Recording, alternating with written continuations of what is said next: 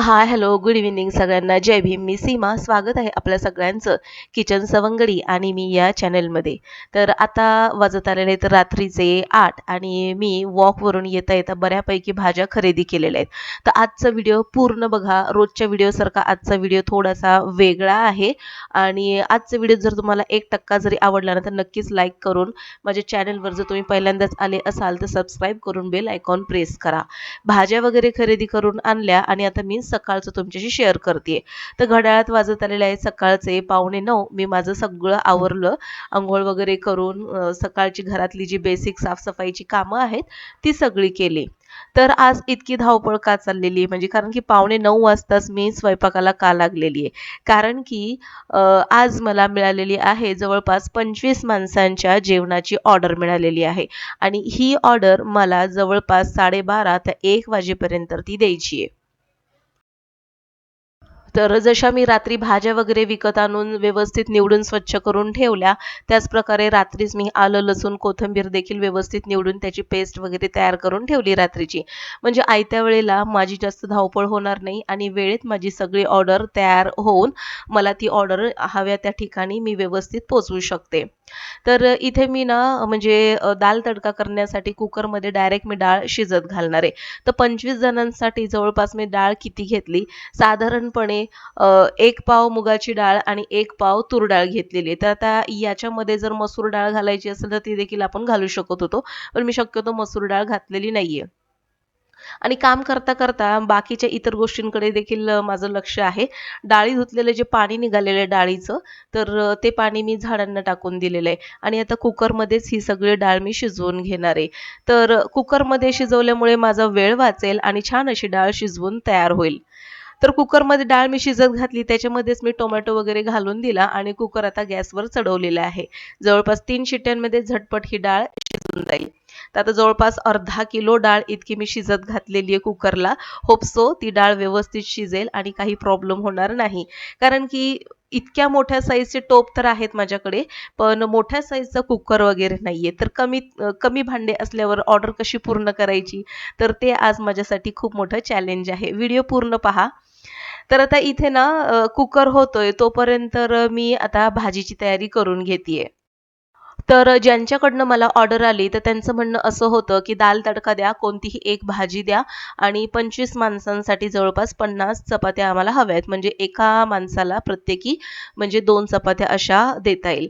तर भाजी ती त्यांनी माझ्या मनावरती सोडलेली, की तुम्ही कोणती भाजी द्याल वगैरे असं. जी पण द्याल, तर ती भाजी व्यवस्थित छान अशी चवदार असली पाहिजे, की जेणेकरून सगळेच जण आवडीने खातील.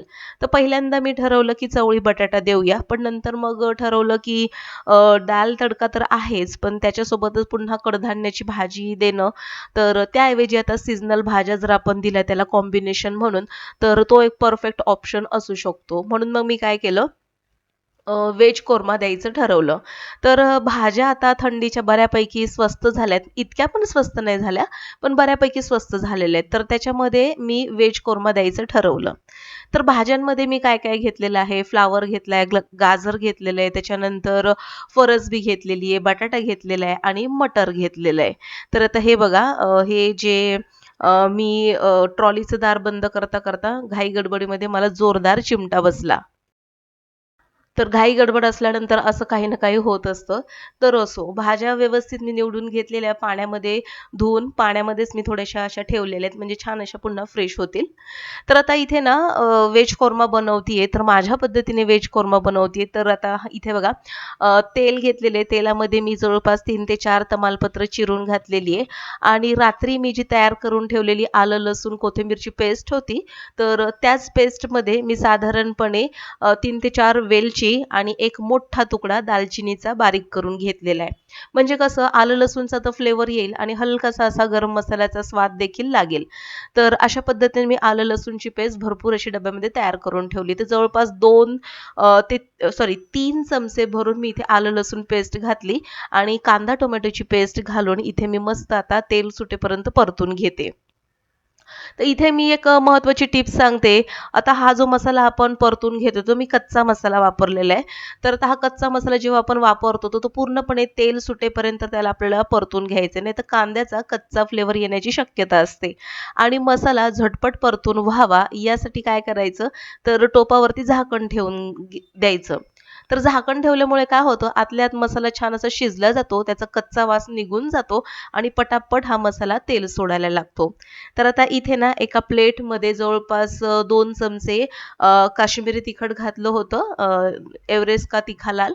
आणि त्याच्यानंतर जवळपास 1.5 चमचा मी अ, अ, जिरं आणि धण्याची पावडर घातली होती आणि सोबतच त्याच्यामध्ये 1 चमचाभर हळद घातलं होतं. ते सगळे मसाले घालून मी परतून घेतलेत. आणि आता यामध्ये मी जवळपास 1.5 चमचा भरून कोल्हापुरी तिखट घातलेलं आहे. आणि हो, आलं, लसूण, कोथिंबीरच्या पेस्टमध्ये साधारणपणे 4 हिरव्या मिरच्या देखील मी वाटल्या होत्या. त्याच्यामुळे आलं, लसूण पेस्ट देखील तिखट असणार आहे. तर आता हे सगळे मसाले घालून मी परतून घेतले आणि पुन्हा एकदा झाकण ठेवून घेतलं. साधारणपणे 3 ते 4 मिनिटामध्ये मस्त मसाला परतून तयार झाला आणि आता मसाला ना छान असा तेल सोडायला लागलाय. तर आता ही जी भाजी मी ठेवली होती पाण्यामध्ये धुवून, तर आता ही भाजी सगळी मी यामध्ये म्हणजे परतलेल्या मसाल्यामध्ये मी सगळी भाजी घालून घेते. तर आता भाजी किती आहे, तर जवळपास सगळी मिक्स भाजी जर मी मोजली ना वजनाने, तर साधारणपणे 2 ते 2.5 किलोच्या आसपास ही भाजी भरेल. कारण की अर्धा किलो इथे मी फ्लॉवर वापरलेला आहे, 1 किलो बटाटा वापरलेला आहे, अर्धा किलो मटर वापरलेले आहेत, गाजर वापरले, त्याच्यानंतर फरसबी वापरले पाव-पाव किलो. तर साधारणपणे 2.5 ते 3 किलोच्या आसपास ही पूर्णपणे भाजी आता झालेली आहे आणि मला असं वाटतंय की ही बरोबर 25 माणसांसाठी ही पुरेशी होऊन जाईल. तर आता ही भाजी व्यवस्थित मसाल्यामध्ये परतून घेते आणि या भाजीमध्ये लगेचच पाणी घालायची घाई करत नाहीये. कारण की ही भाजी तेलावरती व्यवस्थित परतून घेऊन साधारणपणे 2 ते 3 मिनिटाची एक वाफ काढणार आहे आणि मगच यामध्ये मी पाणी घालून ती भाजी शिजत ठेवणार आहे. तर भाज्या व्यवस्थित 3 ते 4 मिनिटासाठी मी परतून घेतल्या आणि आता यामध्ये ना भाज्या शिजण्यासाठी पाणी घालून घेते. तर पाणी थोडंसं मी जास्तीचंच घातलेलं आहे. कारण की आता भाज्या या सगळ्या कच्च्याच आहेत आणि त्या शिजताना हे पाणी आटणार आहे. आणि ही जी भाजी आहे ना, तर ही भाजी साधारणपणे एकदम पातळ न करता अशी रबरबीत भाजी करणार आहे. तर तोपर्यंत भाजी शिजते तोपर्यंत एका साईडला ना मला पीठ मळून घ्यायचंय. तर पीठ आता मी रेडीमेडच आणलेलं आहे. तर DMartमधून आशीर्वाद आटा घेतला होता. मल्टीग्रेन आटा घेतलेला आहे. तर याच्यामध्ये देखील 2-3 क्वालिटी आहेत आणि हे जे पीठ आहे, तर हे पीठ मला जवळपास ₹80 प्रति किलोने हे पॅकेट मिळालेलं आहे. तर तसे मी 2 पॅकेट घेतले, म्हणजे 2 किलो पीठ घेतलेलं आहे. तर मी तुम्हाला सांगते, की 2 किलो पिठामध्ये 50 चपात्या एकदम परफेक्ट आणि बरोबर होतात. तर बाहेरच्या ज्या चपात्या असतात, तर त्या साधारणपणे पातळ असतात आणि मोठ्या चपात्या असतात. तर अगदी तशाच पद्धतीने 2 किलो पिठामध्ये 50 चपात्या अगदी बाहेरच्या सारख्या पातळसर चपात्या या पिठामध्ये होऊन जातील. तर आता इतकं सगळं 2 किलो पीठ एकत्रच मळायचं म्हणल्यानंतर मी इथे एक मोठ्या टोपामध्येच ते पीठ मळायला घेतलेलं आहे. आता इतकं जास्त क्वांटिटीमध्ये जेव्हा पीठ वगैरे असतं ना, तर साधारणपणे टोपामध्ये मोठ्या टोपामध्ये मळून घ्यायचं. तर त्याचं कारण म्हणजे झटपट हे पीठ मळलं जातं. तर हे बघा पीठ मळलं मी आणि जवळपास 50 चपातीचे गोळे मी तयार करून ठेवले. तोपर्यंत कुकरमध्ये डाळ शिजून झालेली, तिला छान असं घोटून घेतलं आणि मस्तपैकी टोपामध्ये तडका तयार करून त्यामध्ये डाळ घातलेली आहे. इतकी खमंग अशी डाळ तयार होते ना. आणि आणखीन एक महत्त्वाची टिप, ज्या वेळेस आपल्याला दाल तडका बनवायचा असतो, तर त्या वेळेस तुम्ही एकतर फोडणीमध्ये मस्तपैकी कसुरी मेथी घाला. मस्तपैकी डाळ जी आहे ना तयार होणारी, ती अगदी बाहेरच्या सारखी हॉटेलसारखी बनून तयार होते. आणि सगळ्यात महत्त्वाचं, जो तडका देतो ना आपण, तो मस्तपैकी खमंग असा बनला पाहिजे. खूप छान अशी दाल तडका बनून तयार होते. तर फोडणी दिली आहे, डाळ व्यवस्थित आता मी मिक्स करून घेतलेली आहे आणि यामध्ये आता चवीनुसार मीठ घालून घेते. 25 लोकांची ऑर्डर आहे, तरी देखील घरातील सगळे कामं करून व्यवस्थित ही ऑर्डर बाहेर पोहोचणं ते देखील इतकं महत्त्वाचं असतं ना, त्याच्यामुळे सगळं काम व्यवस्थित आणि परफेक्ट होणं खूप गरजेचं आहे. तर मुलांना मी सकाळीच नाश्ता वगैरे करून दिला होता, त्याच्यामुळे नाश्त्याची मला काही जास्त टेन्शन आलं नाही. कारण की मुलांना मॅगी वगैरे आवडते आणि मग सकाळी-सकाळी मुलांना दोघांना मी मॅगी वगैरे बनवून दिली आणि लगेचच मी इथे स्वयंपाकाला लागलेली आहे. कारण की दुसरा जर आणखीन मी नाश्ता बनवत बसले असते, तर त्यामध्ये माझे आणखीन 25 ते 30 मिनिटं सहजपणे गेली असती. तर असो, एका साईडला मी दाल तडका आता उकळत ठेवलेला आहे. उकळी फुटेल आता त्याला. तोपर्यंत मी इथे हे जे चपात्याचं पीठ मळून ठेवलेलं, हे जे गोळे तयार करून ठेवलेले, तर त्याच्या चपात्या आता मी पटापट बनवून घेते. आता इथे महत्त्वाची तिसरी टिप मला ही सांगायची आहे. 2 किलो पिठामध्ये 50 चपात्या करणं गरजेचं आहे. त्यामुळे पीठ मळून झाल्यानंतर बरोबर मी 50 गोळे तयार करून ठेवलेले आणि त्यामुळे मला बरोबर अंदाज आला, की ह्या चपात्या बरोबर 50 होणार आहेत आणि त्यानुसार माझ्या झटपट चपात्या करणं सुरू झालं. चपात्या वगैरे सगळ्या झाल्या मी किचनचा ओटा बऱ्यापैकी मी आवरला आणि तोपर्यंत डाळ इथे तयार झालेली. तर या डाळीला वरतून मी थोडासा तडका दिलेला आहे आणि मस्तपैकी बारीक चिरलेली कोथिंबीर यामध्ये घालून घेतलेली आहे. तर हा स्वयंपाक बनवताना म्हणजे मी जवळपास 8:45ला स्वयंपाकाला लागले होते. तर हा स्वयंपाक होता, होता मला बरोबर 12:30 वाजले. म्हणजेच इतका सगळा स्वयंपाक करण्यासाठी मला जवळपास 3.5 तास लागले आणि इतक्या चपात्या लाटून तयार झालेल्या आहेत. तर हा व्हिडिओ मी परवाच्या दिवशी अर्धा शेअर केला होता. तर अर्धा व्हिडिओ मी याच दिवशी मी कंप्लीट केलेला होता. तर तो तुमच्याशी शेअर करते. तर ह्या चांदीच्या पैंजण खूप वर्ष मी अशाच एका डब्बीमध्ये म्हणजे पडल्या होत्या. तर त्या मला सापडल्या. तर त्या काढल्या मी किती काळपट झाल्या होत्या बघा आणि या पैंजण मी व्हिनेगर आणि सर्फमध्ये भिजत ठेवल्या होत्या. तर हे बघा किती काळं पाणी निघालेलं या पैंजणचं आणि आता ह्या पैंजण मी काढल्या आणि आता लिक्विड डिशवॉश जे आहे तर ते घालून व्यवस्थित आता हे जे पैंजण आहे तर ते आता मी हातावर चोळून घेते. ब्रश असेल ना तर ब्रश देखील आपण या पैंजणवरती घासू शकतो. मस्त स्वच्छ अशा पैंजण निघतात. आणि दुसरा महत्त्वाचा ऑप्शन म्हणजे जर तुम्हाला व्हिनेगर आणि सर्फ वगैरे घालायचा नसेल, तर आपल्या घरातली जी साधी पितांबरी असते ना, तर ती पितांबरीने देखील या पैंजण तुम्ही घासू शकता. चांदीच्या वस्तू घासू शकता. मस्त स्वच्छ अशा निघतात.